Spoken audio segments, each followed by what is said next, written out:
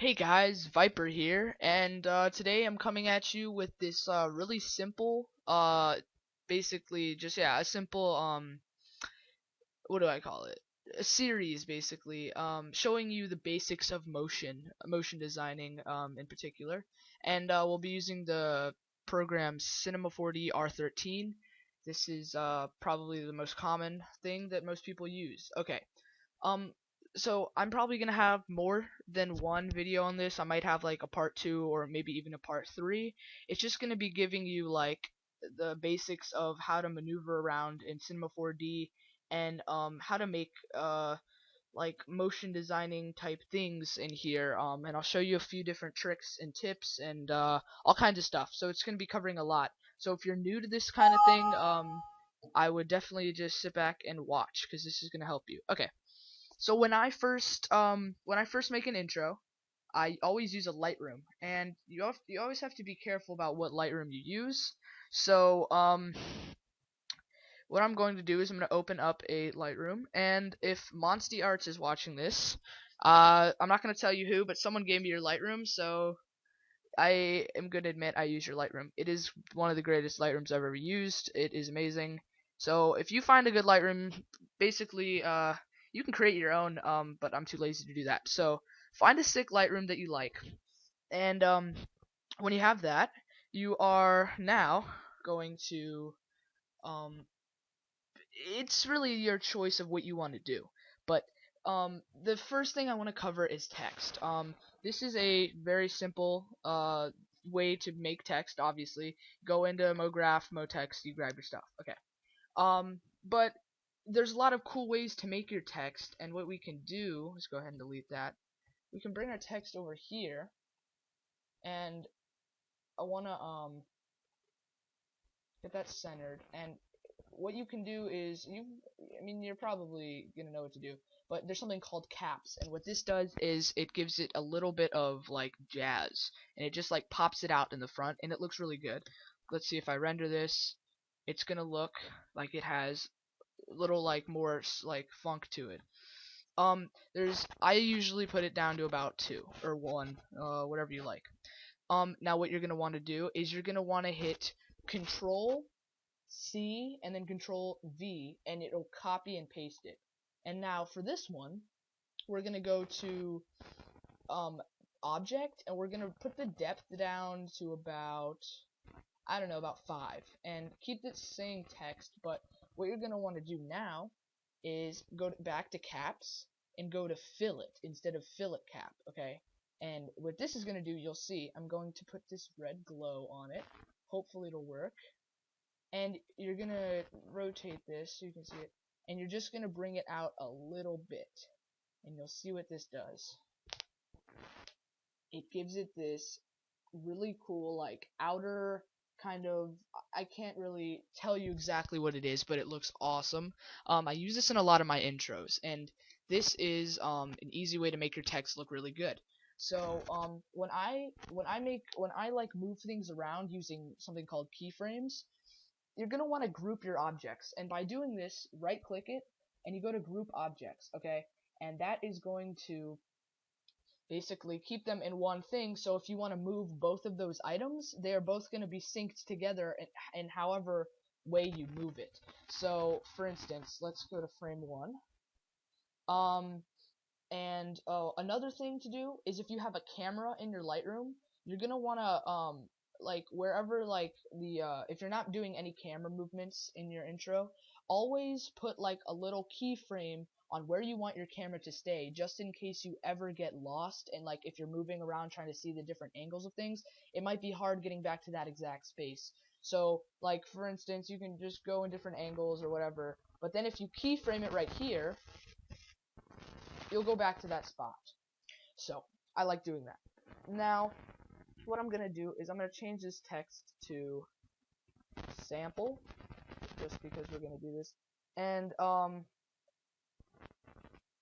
we'll also change the text. And text is very important in this too, because it's just the different text that you use can determine how your intro looks and how good it is, in my opinion. So let's scale this down using the scale.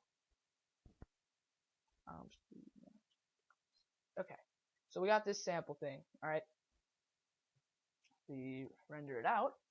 It's gonna look really nice and simple. Okay, now, what we're gonna want to do is go to highlight both and make the depth a little larger. I'd say about 50, and then go back to the one that had that small thing and bring that back down to 10. So now that when we do this, it will be a little better. Okay. Now that we're here, we are going to take this null and we're going to use something that I call explode FX, or you can use explode. They both work. And how you're going to do this is you're going to hold this down and you're going to come over to here to where it says explosion, okay? And you're just going to drag that in. Now, this is what it's going to do is it can make your thing explode, like it obviously says. And this is really cool when you're doing intros.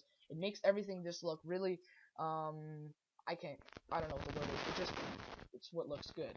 The speed determines how, like, fast it goes, obviously, that's stupid. I don't know what angle speed really does. End size and randomness. Randomness really makes it, you'll see when I do it in a second. So what you're gonna do, and people ask me like how to do like for these effects on how to keyframe them, and I had to figure this out. It took me a while to figure this out. What you're gonna want to do is you're gonna take this, and you are going to wherever you want the explosion to start. You are going to how do I explain this? Okay, you are going to see right next to the keyframe button is an automatic keyframe, which this is really cool because what it does is you click on it and you start with it's like basically just 0 strength and 100% randomness. So from here you hit the little keyframe and then I don't know, maybe go up a couple frames, 30, 40, and you're gonna put that strength up all the way up so you get 100, and I'd put the randomness maybe down to 42, or that was random too. But anything really, and it looks cool when you play it back because it makes this bang kind of thing, and it looks really good. Now I don't know why I did it this time, but they added an extra keyframe right here, so you're just gonna highlight over it and delete it. So now, what the heck did I just do? Excuse me, I just failed. I need to take this off, and now I can delete this. So now it's just I messed up. Sorry. You're gonna do that again, but you hit the you hit the automatic keyframe, and wherever the first keyframe is, make it 0, and then once you get here, make it 100, and then press the automatic keyframe button again, or else it'll totally screw up your project. I've learned the hard way. So let's play this again, and you will see that it explodes from that point. There you go. Okay, now, what you're going to want to do is I'm going to leave this file in the description so you guys can play around with it. I'm also going to do something, whenever I do my intro animating, like the logo, like animations, I often spin it into the middle. That's very popular these days. So, obviously, keyframing is very simple.